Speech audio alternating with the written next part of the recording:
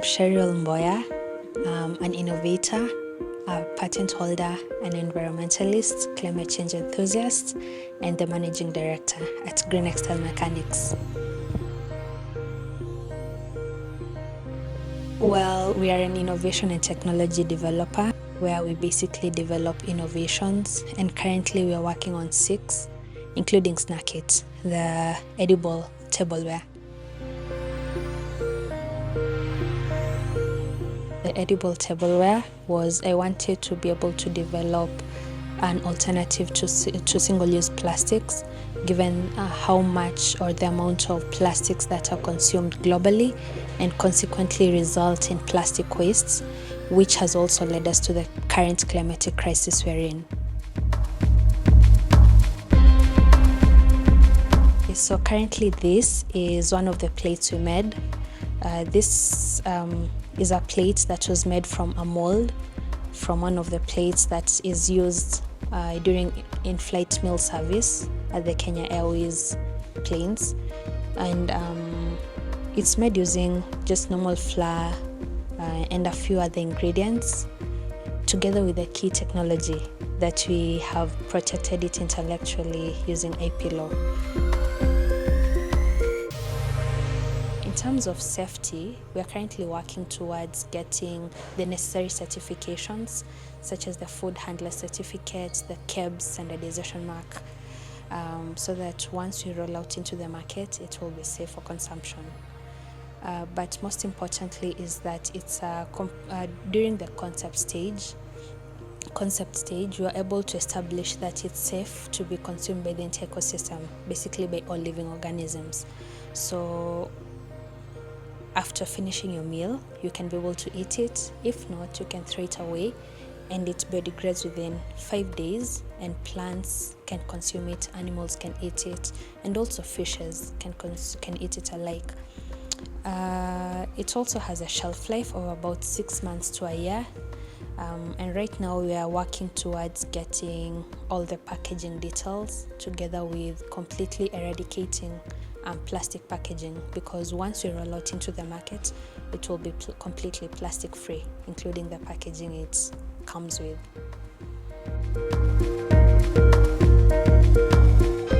It's been, well, a journey of ups and downs.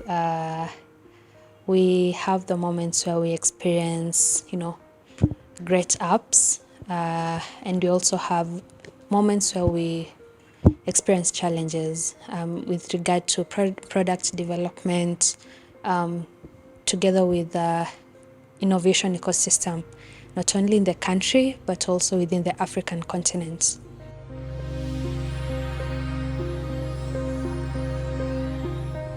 Currently, the major achievement we are facing is that we have just wrapped up the prototype stage, and we are now embarking into the mass production of the product. I was nominated in the Forbes Africa Top 30 Under 30 this year, and despite not having made the list, the fact that I was nominated and passed through some stages was a major achievement for me. And the recent one is the fact that I was able to address and give a statement at the United Nations Oceans Conference, where I was able to give a statement at the plenary hall in front of plenipotentiaries, country delegates, heads of state, the private and public sector.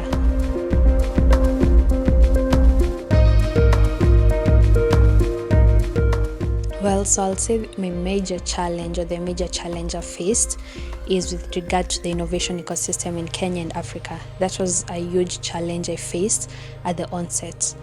And also regarding the lack of awareness and capacity building in terms of intellectual property. So within the first 1 year, it was a lot of learning, researching, getting to know everything on a deeper level. So that was the major challenge I faced. And currently, I'll say the challenge we're facing is in terms of getting investors, which we hope to cross that bridge very soon. I've I've received several trainings and mentorship with the Kenya Airways. They have a Fahari Innovation Hub. So within the Innovation Hub, they're able to mentor and nurture innovative minds and innovators alike. So I'm glad that I was able to go through the journey with them. So Kenya Airways, currently we are sitting in the Fahari Innovation Hub, which was an innovation hub that was created at the onset of COVID-19. During that time, the aviation industry, amongst many other industries, faced a huge blow. And we saw Kenya Airways being the first airline globally to convert a normal passenger plane, to a cargo. So that was the first innovative achievement the Innovation Hub brought about. We've seen several partnerships with the Innovation Hub. Several innovators have been able to partner with the KQ Innovation Hub, where they're working on their innovations. Now, in particular, with my particular innovation, it's a partnership where we hope to see this product roll into the aviation industry once it gets into the market. We want to see more people using this particular alternative. So as I always mention, the aviation industry is one of the industries that consume so much plastics. So we hope to be able to see this rolling into the market, and through this we also hope to see more innovators like working with the Fahari Innovation Hub at Kenya Airways.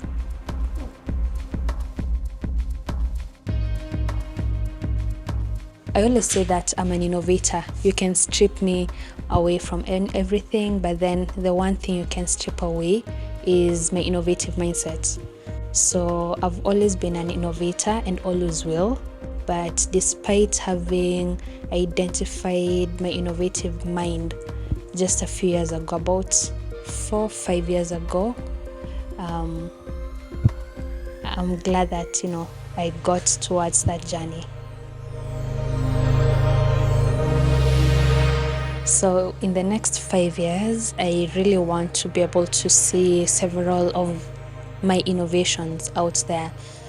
With regard to Snackit, the edible tableware, I'd really hope to see it not only being used within the Kenyan environment, but also within the African continent.